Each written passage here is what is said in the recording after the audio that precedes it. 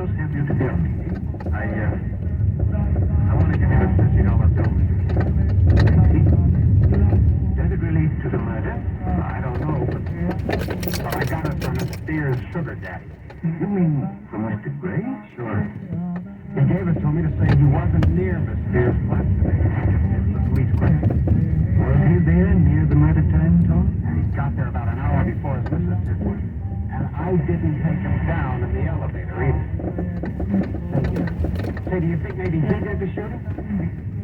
Mrs. Gray looks like a pretty nice woman to me. May I keep this bill, Tom? I'll give you a receipt for it.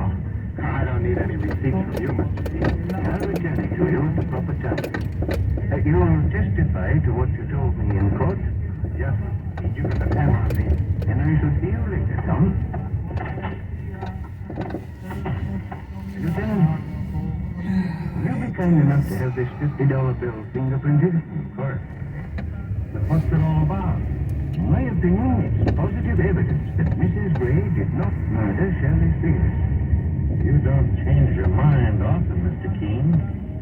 You turned her in. I turned her in because I knew she wasn't guilty, Lieutenant Hale. And I promised to deliver the actual murderer to you within the week. I'll release Mrs. Gray, then, on your word. Good. And then